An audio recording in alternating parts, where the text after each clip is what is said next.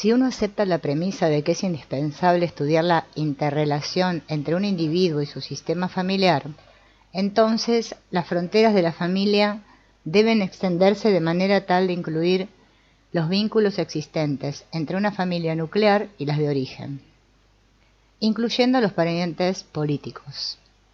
A partir del campo de la gerontología y de nuestras actuales experiencias clínicas con familias, se desmiente el mito de que pueda existir una familia nuclear aislada o por completo independiente.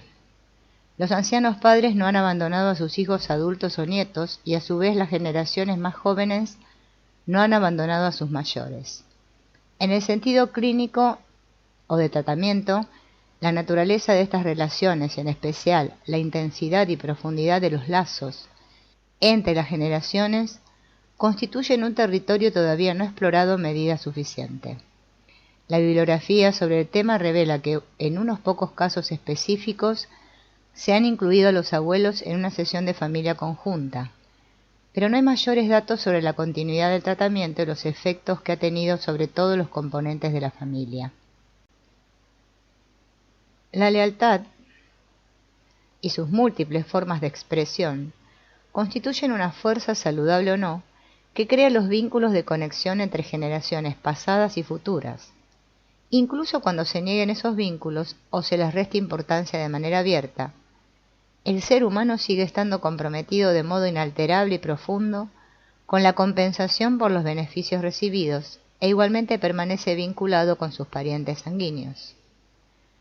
Para todos los adultos la lucha consiste en equilibrar las antiguas relaciones con las nuevas, integrar en forma continuada las relaciones con las personas que antes fueron de importancia para uno, con la involucración y el compromiso asumido hacia las relaciones actuales, o sea, la pareja y los hijos.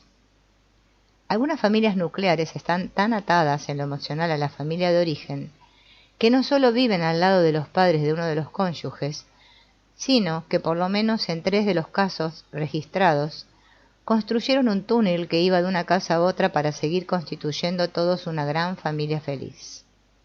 El yerno o nuera parecen aceptar por completo dicho acuerdo familiar. La perduración de la simbiosis es evidente.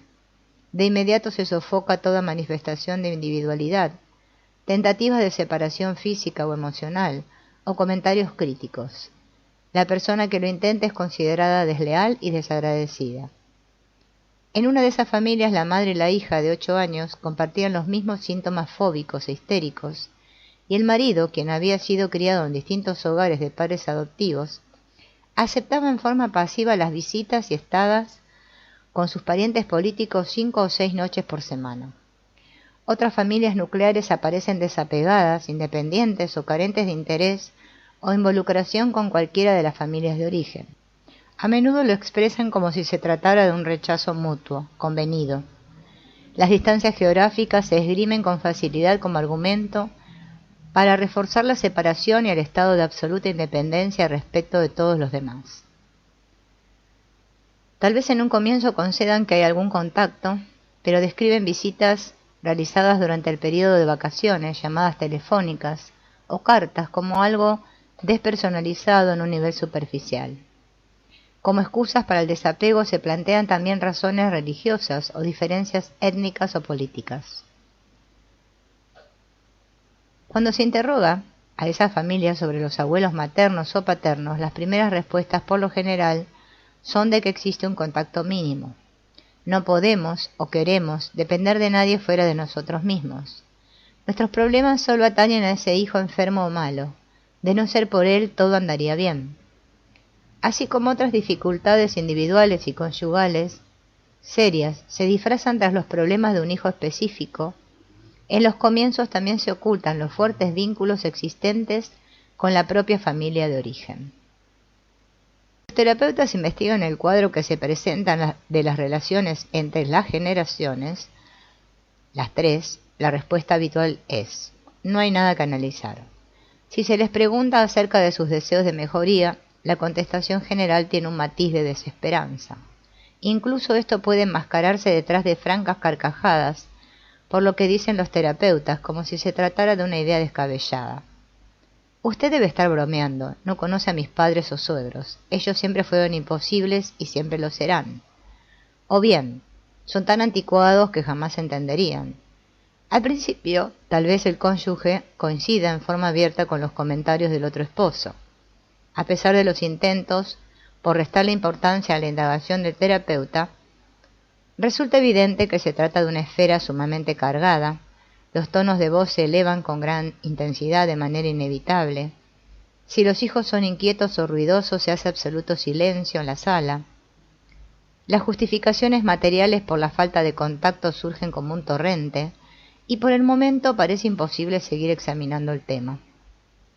De inmediato uno o más integrantes de la familia puede desviar de nuevo el tema hacia uno de los componentes de la familia nuclear, como fuente principal de todas las dificultades. Alguien, por lo general un niño, habitualmente es el objeto malo, decepcionante, perturbador. Considerado desde el punto de vista de la terapia individual, ese hijo o hijos tienen problemas. Trátese de delincuencia, aprendizaje, mala conducta en la escuela, mojar la cama, actos incendiarios, etc. Todas las quejas múltiples formuladas sobre cualquier individuo poseen validez, incluso el hijo parentalizado, que hasta muy poco tiempo atrás era bueno, adaptado y apoyaba a sus padres en el hogar, puede estar cambiando ahora y ser descrito como un sujeto rebelde, holgazán e indiferente. Estos problemas solo pueden interpretarse como dificultades intrapsíquicas del niño. Sin embargo, los especialistas interpretan los síntomas visibles presentados como indicativos de problemas en el sistema familiar multigeneracional. La tesis es que los síntomas de un hijo son también representativos de los conflictos ocultos y no resueltos entre varias generaciones de la misma familia, o entre ambas familias de origen. Los síntomas de una persona pueden ser una máscara tras la que se ocultan las graves dificultades matrimoniales y, a la inversa, las dificultades conyugales pueden disfrazar el problema de un hijo. Lo que enfoca en la terapia familiar son las obligaciones de lealtad entre cada uno de los miembros y todos ellos, y la manera de saldar las propias deudas. Sea que las primeras figuras paternas en la vida de un niño hayan sido poco gratificantes o frustrantes de modo abierto, en la realidad o la fantasía, o que uno o ambos progenitores estuvieran ausentes debido a abandono o muerte, como consecuencia el individuo puede sentirse indigno, inadecuado y carente de autoestima. Cuando las necesidades de dependencia no han sido resueltas y la constancia objetal fue deteriorada, el individuo sigue alentando anhelos internos de ser amado, apreciado y aprobado. Este anhelo subyacente puede ser negado o restarse la importancia, en forma consciente o inconsciente, y verse encubierto por sentimientos de cólera, resentimiento, rechazo de los demás o incluso un sentido de aletargamiento. Sin embargo, sigue dándose una eterna búsqueda de los objetos buenos y amados o los sustitutos paternos comprensivos, consoladores, que aceptan por completo una conducta que incluso puede ser infantil y destructiva. En muchos individuos, la ira y decepción por los objetivos originarios de importancia se proyectan fuera del sí mismo, en un marido, esposa, hijo o cualquier otra persona significativa, pero al alcance de uno. Todos los individuos experimentan a veces actitudes ambivalentes, pero el aspecto más destacado de la ambivalencia no es sólo la frecuencia e intensidad de dichas respuestas, sino las reacciones continuas y fundamentales en esas relaciones estrechas. Pueden cambiarse las amistades y los patrones, pero dentro del propio sí mismo siempre sigue en pie una sensación básica, el que uno haya recibido la adecuada dosis de amor, aceptación y reconocimiento de la propia valía por parte de los miembros actuales y pasados de la familia. Sea que las primeras relaciones se experimentaran como buenas y amantes, o como malas, destructivas e inadecuadas, el individuo sigue sintiéndose obligado, con necesidad de pagar una deuda. Ese pago puede expresarse de modo directo hacia los ancianos padres de manera generosa, afectuosa y llena de apoyo. La venganza por el tratamiento injusto puede surgir en forma de menosprecio, mofa o incluso negligencia. Quizá la compensación se produzca con los propios hijos o se exterioricen sentimientos hacia los objetos malos y odiados de la anterior generación y se les proyecte sobre aquellos. Puede haber un real descuido físico y emocional de los ancianos padres y suegros. La fase de enamoramiento y comienzos del matrimonio renueva las esperanzas de contar con el progenitor idealizado que provee aquello que uno busca y necesita eternamente, o nos compensa por ello. Si las expectativas y exigencias son abrumadoras e imposibles de satisfacer, entonces resulta inevitable que el cónyuge sea fuente de frustración y decepción.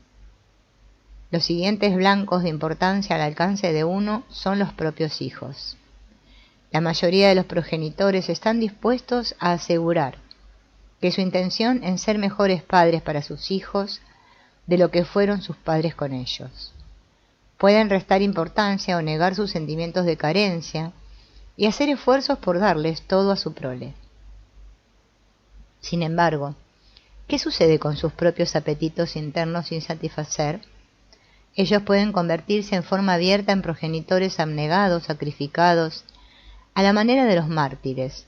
Esto no solo produce, de modo inevitable, sentimientos de culpa en el hijo receptor, que siente que debe pagar en exceso por lo que se le brinda de manera tan poco egoísta, sino que ese hijo se siente obligado para siempre a satisfacer las expectativas paternas. Estos individuos siguen experimentando durante toda su vida la sensación de estar endeudados, o bien de haber asumido una obligación que nunca podrán saldar. Los lazos que los atan como consecuencia de esas dádivas propias de un mártir tienen infinitas repercusiones, incluso si se separan físicamente, se casan y tienen su propia familia. Siguen alentando sentimientos de culpa y la sensación de estar siempre en mora con sus deudas.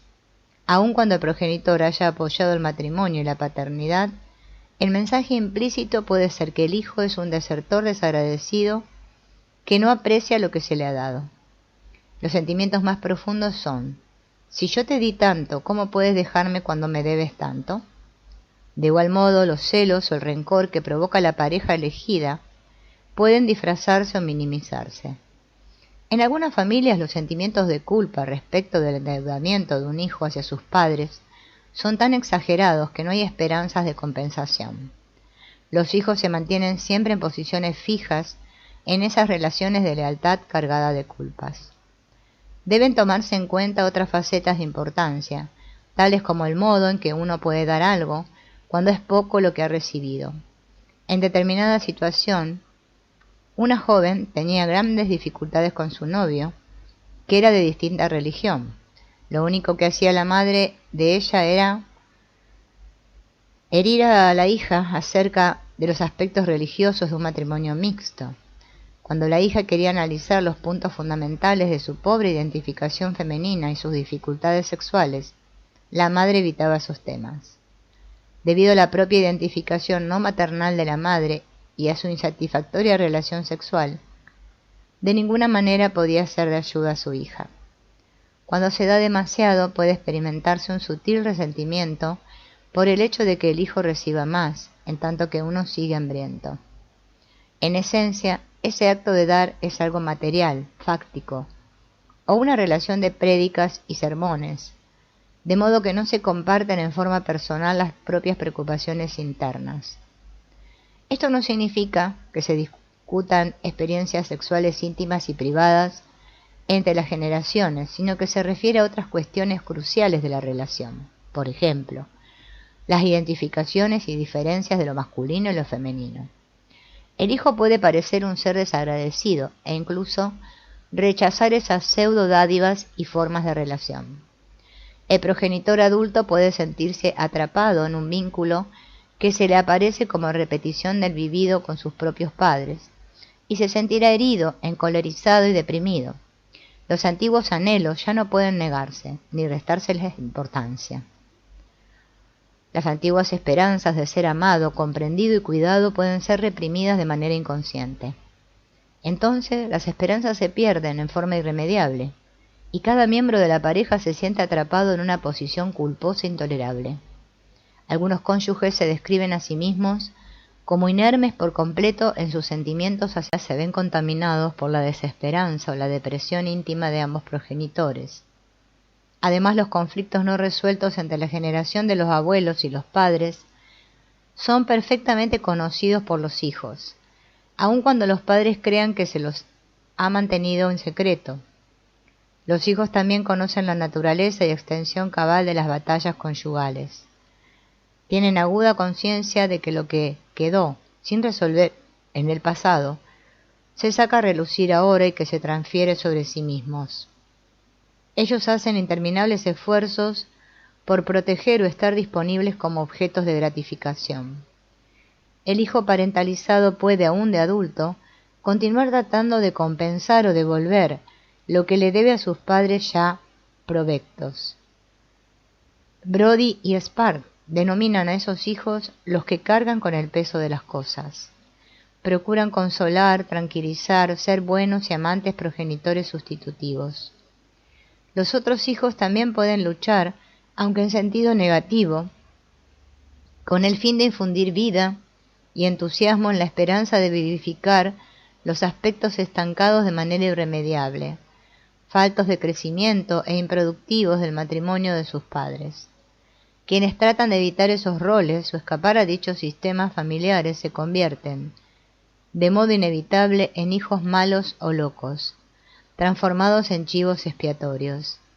Así, uno de los hijos posterga su propia maduración y el otro lucha por ella, pero la familia interfiere e interpreta en forma errónea su conducta como si fuera un hijo o hija desleal.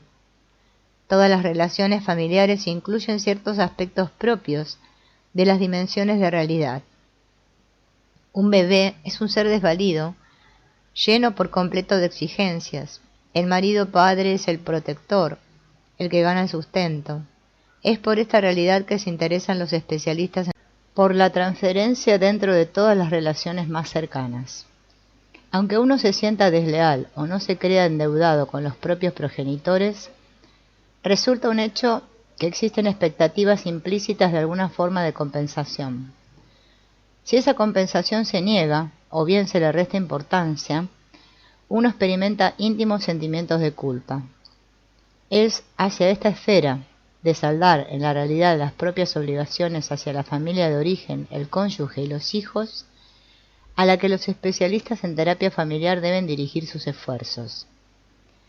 A los efectos de desempeñar su papel como agentes de cambio, para las 3 generaciones los terapeutas deben concentrar su trabajo en las familias nucleares extensas. El curso que debe seguirse es el examen de la naturaleza interconectada de los actos recíprocos de dar entre el individuo, la familia nuclear y ambas familias de origen. También es de suma importancia comprender la unidad o falta de armonía entre el sistema propio de la familia de origen y el de parentesco político. Cada sistema familiar tiene prescrito su propio código de reciprocidad para hacer, relacionarse, intercambiar, dar y tomar dentro de la categoría de ser amados. La relevancia de esta esfera del tratamiento recién ahora comienza a ser examinada. 2 extraños se conocen, se enamoran y se casan. El eterno chiste es: me casé contigo, no con tu familia. Nuestra experiencia clínica ubica esta frase en una categoría absolutamente mítica o fantaseada. Un pariente político es un intruso. La afirmación habitual, hemos ganado un hijo, suele ser más una expresión de deseos que una realidad. Más allá de las consideraciones individuales sobre las posibilidades de que la joven pareja se complemente, apoye y satisfaga en forma mutua y haga otro tanto en relación con las necesidades de sus hijos, siguen planteándose cuestiones esenciales sobre el modo en que las familias de origen serán incluidas o excluidas.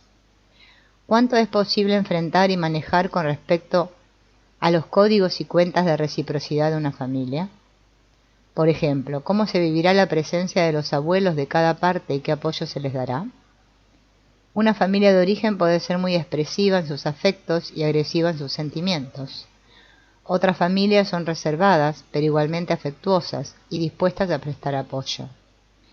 Hay familias sólidas, dignas de confianza, que siempre luchan por ir hacia adelante, pero que no son demostrativas en lo físico ni en lo verbal. En algunas se ha dado una conducta caótica, desorganizada, perturbadora, como por ejemplo en casos de abandono y divorcios múltiples. En un continuo, así como con los individuos, se dan las familias abiertamente simbióticas, sofocantes y protectoras, por comparación con familias que destacan la importancia del desapego, la extrema adecuación y la compleja independencia como si se tratara de una posibilidad realista. De hecho, los opuestos parecen atraerse el uno al otro, y sin embargo, en el diario contacto estrecho de la vida familiar, esos atributos pueden convertirse en fuente misma de aquello que resulta irritante e inaceptable en una relación. Al despecho de lo previsto, el estilo de vida de la familia del cónyuge no puede absorberse e integrarse porque es demasiado distinto del propio de la familia de origen. Un pariente político y su familia muy pronto pueden convertirse en chivos expiatorios del otro sistema familiar. Una nuera o yerno no es tan solo un rival del afecto y apoyo de los padres. El sistema de valores y forma de vida de los parientes políticos son blancos de ataque, menosprecio o rechazo. Los aspectos emocionales pueden expresarse de manera simbólica en función de dinero, ocupación, religión y origen étnico, pero la dinámica interna sigue siendo en esencia la misma. Lo que estamos enfocando es el equilibrio de la lealtad y el endeudamiento dentro de las familias. ¿Quién hace qué para quién? ¿Cómo se lo experimenta? ¿Quién compensa? ¿Por qué y cuándo? Esto puede traducirse en distintos términos, por ejemplo, un sistema de justicia o de contabilización de méritos. Le di los mejores años de mi vida a un marido, hijos, ¿y qué he recibido a cambio? En términos mecanicistas puede hablarse de insumo y producto. En toda ética rige un credo, tanto doy, tanto recibiré. A menudo las familias de referencia parecen hallarse en el limbo, o en un estado de resquebrajamiento emocional. La homeostasis familiar, tal como se la analizó en la bibliografía especializada, por lo general se refiere al estado presente del sistema familiar nuclear. Nuestra intención consiste en extender este concepto de homeostasis, de modo de incluir la dimensión bigeneracional de lealtad y endeudamiento, como también la escena multigeneracional y la de los parientes clínicos revelan distorsiones y proyecciones motivadas como expresión de deseos.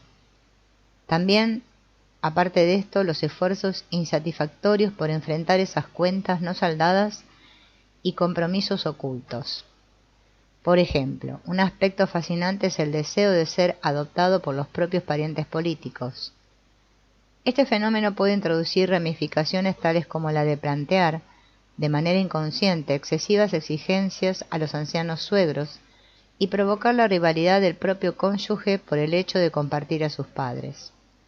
También puede utilizarse como defensa por no preelaborar o enfrentar los propios compromisos y responsabilidad hacia la familia de origen. La pareja de cónyuges puede sufrir un doble golpe cuando el mito de adopción queda invalidado en forma repentina por la falta de adopción del pariente político. Un niño puede convertirse en blanco de los conflictos intrapsíquicos de un progenitor, exteriorizados y actuados sobre el hijo. Johnson y Zurek realizaron un aporte significativo al describir el fenómeno. Philbrick descubrió que el descuido y el ultraje pueden ser el lenguaje en acción del progenitor, un llamado de ayuda. Otro aspecto también descrito es el de la inversión de roles. Morris y Gould lo definen como inversión del rol de dependencia, en el que los padres se vuelven hacia los bebés y niños pequeños en busca de cuidados y protección. El hijo es parentalizado, o sea que se lo necesita, y procura convertirse en padre sustituto de sus propios progenitores. En el síndrome del hijo descuidado o maltratado, el concepto del rol parental quedó fijado a la satisfacción de las primeras necesidades interpersonales, los sentimientos y conductas infantiles, explosivos, incontrolados que anteceden al desarrollo del yo. Estos padres parecen haber percibido a sus propios progenitores como seres carentes de amor, crueles y brutales.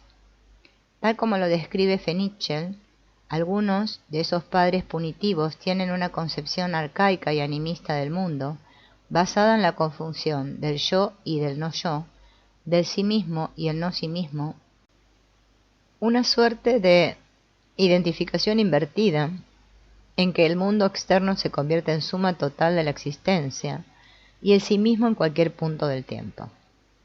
Boardman enfoca esta conducta desde el punto de vista educativo o del aprendizaje.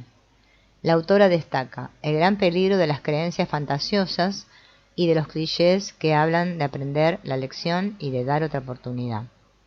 Los castigos reiterados demuestran que esos padres no aprenden.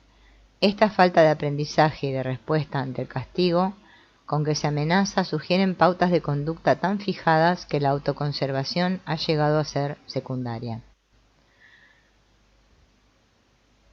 La bibliografía existente sobre castigos a los niños hace referencia a las relaciones, al buscar su significado por detrás de la conducta violenta.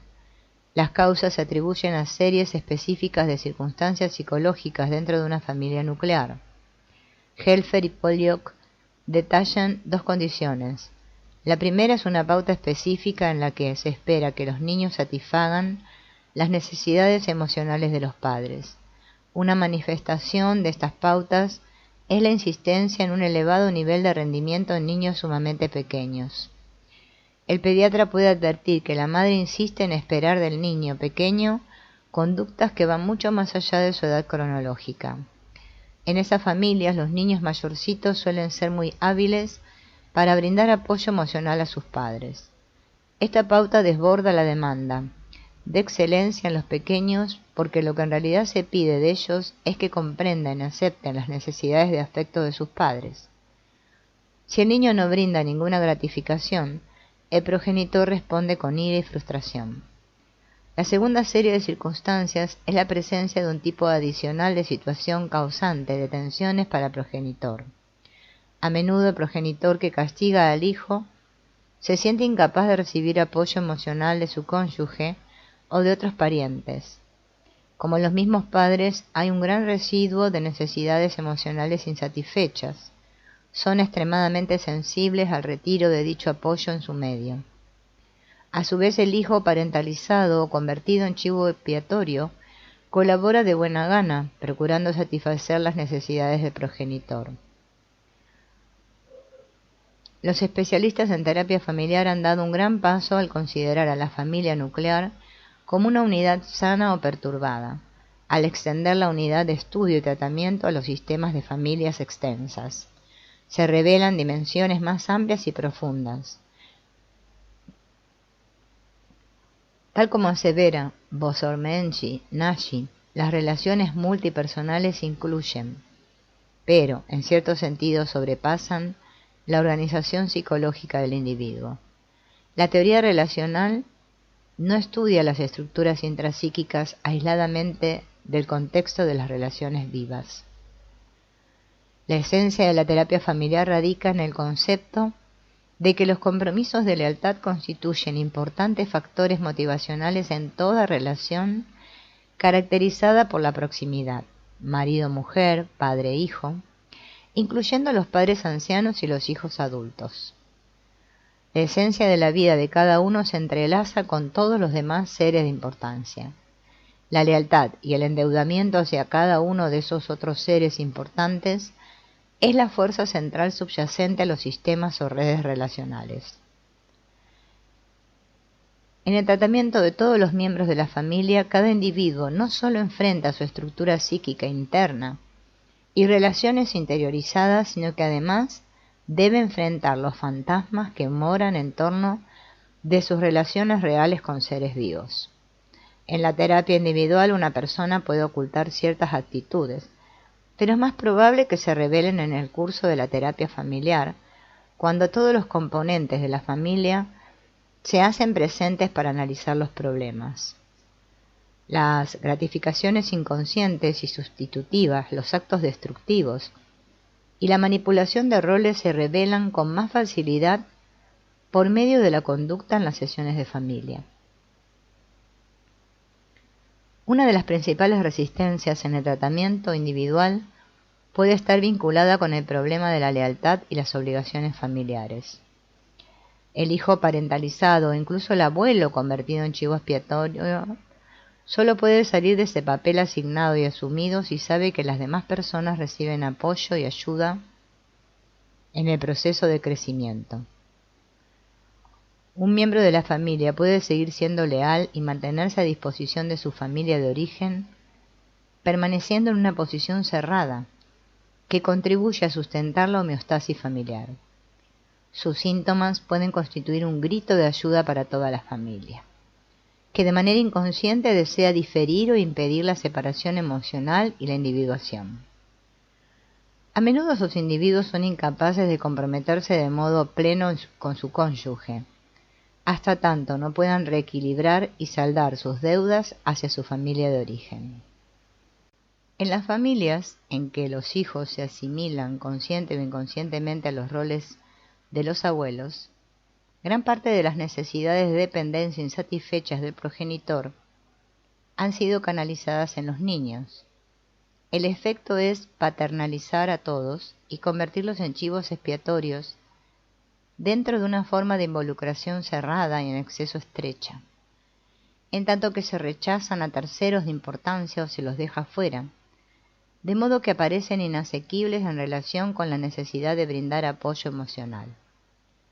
Sobre la base de estas premisas debemos tener en cuenta las dimensiones trigeneracionales, por ejemplo, los anhelos que por detrás de los sentimientos heridos y coléricos se transfieren inconscientemente del progenitor al cónyuge o a los hijos, pueden luego volver a conectarse en forma directa con las fuentes de origen. El enfoque multigeneracional proporciona nuevas oportunidades para modificar y cambiar las relaciones que el presente parecen desesperanzadas, inflexibles y poco gratificantes. En el sistema de contabilidad de la familia, entonces, la injusticia cometida en relación con los progenitores que fueron explotados o abandonados, en lo emocional puede corregirse y reequilibrarse. Por detrás de los actos de agresión dirigidos hacia el hijo están todos los sentimientos acumulados de cólera impotente por haber sido explotados. Así, represalias y venganza vuelven a promulgarse sobre el hijo provocador y desafiante. Los sentimientos de culpa pueden modificarse o aliviarse descargando las obligaciones emocionales en las relaciones personales más próximas. Por ejemplo, si una joven madre y su propia progenitora se ponen la una a disposición de la otra y descubren niveles nuevos o diferentes de relación, ello estimula respuestas más gratificantes entre todos los miembros de la familia. De esta manera puede liberarse y modificarse el sistema familiar, yendo de un nivel estancado de relación poco generosa a otro más espontáneo, en el que se comparten cosas y se brinda apoyo emocional. Los individuos explotados que tratan de reequilibrar los efectos de sus relaciones formativas por medio del castigo a los niños suelen ser difíciles de tratar. A pesar del temor que puede inspirarles la ley y otras ulteriores consecuencias, incluso pueden demostrar muy poco remordimiento o culpa por sus actos. Aún después de descargar sus sentimientos por medio de un acto tan agresivo, siguen manteniendo una actitud crítica y colérica hacia sus hijos. Profesionales y vecinos o amigos se ven rechazados y asustados por semejante exhibición de violencia paterna. Por añadidura, tienen pocos deseos de verse envueltos en los procesos morales o legales. A pesar de ello, expertos de muchas disciplinas han dado pasos activos en pos de la cura y protección de esos hijos. Tienen conciencia de la necesidad de aplicar medidas correctivas, especialmente en vista de la historia de castigos reiterados a un mismo niño o varios. Surge la necesidad de hallar métodos más eficaces de prevención y tratamiento de esas pautas repetitivas. Un terapeuta, como cualquier otro profesional, solo constituye una fuente pasajera de apoyo emocional. Esas personas pueden, por un cierto período, desempeñar el papel autoritario o superyoico para la familia incapaz de funcionar de manera eficaz en este nivel. Una joven mujer lo expresó de modo muy gráfico cuando le dijo a una enfermera: un beso o una palabra de aliento de mi madre valía por 100 de otra persona. En el siguiente caso, al examinar las relaciones existentes entre el hijo, la joven madre y la familia de origen de ésta, así como las relaciones conyugales y paternas, no solo se proporciona material procedente del pasado, sino que se acentúa aquello que sigue siendo doloroso en las actuales relaciones. Podemos entender la importancia de los fantasmas del pasado, pero lo más importante era que la vida actual de esa mujer revelaba que estaba peleando con sus sombras en su existencia presente. Al ver a las 3 generaciones juntas, esas sombras de relaciones pasadas cobran vida y se convierten en conflictos abiertos, y los medios para resolverlos resultan más asequibles a las 3. Se ayuda a cada una a enfrentar el hecho de haber sido explotada y endeudada. Esos vínculos de lealtad negativos pueden modificarse, transformándolos en una involucración y compensación emocional constructiva. Otro tema es que sus conflictos se proyectan de modo inconsciente sobre otros integrantes de la familia. No pueden soportar su angustia o depresión y suelen recurrir a mecanismos de huida para escapar a la terapia. En estas familias los hijos son víctimas de los sentimientos agresivos del progenitor. Los hijos sirven de escudo protector de un progenitor contra la conducta agresiva del otro. Cuanto mayor sea la medida en que los hijos se convierten en objetos de ultraje paterno, menos se dirigirán las actitudes punitivas hacia progenitor pasivo. En efecto, los hijos sirven de chivos emisarios. Al incorporar el lado irracional del progenitor, sus aspectos desacordes con el yo, el hijo no solo les da a los padres un medio para evitar la angustia interior, sino también para mantener el equilibrio. Sin embargo, desde el punto de vista de la familia, la conducta del niño no solo es reflejo de sus conflictos intrapsíquicos, sino además de sus intentos por ayudar a los padres. El hijo está tan inmerso en los conflictos conyugales y paternos que en forma inconscientemente leal permite que lo usen como blanco de la cólera del progenitor. Tal como manifiesta Bosomerji Nashi, el hijo se ve atrapado en la lucha de los progenitores por corregir una injusticia y se convierte en chivo emisario por anteriores injusticias que ellos sufrieron. El hijo parentalizado o convertido en chivo emisario se somete de modo inconsciente a las expectativas de la familia sobre su conducta. El hijo sintomático intenta salir de su actual fase del desarrollo, pero a la vez expresa la necesidad y esperanza de un cambio en la familia. El hijo paternalizado asume una responsabilidad prematura por su familia, a menudo a costas de su propio crecimiento emocional. Los otros hijos pueden negar o reprimir sus necesidades y en realidad apoyar los aspectos represivos y estancados del sistema familiar.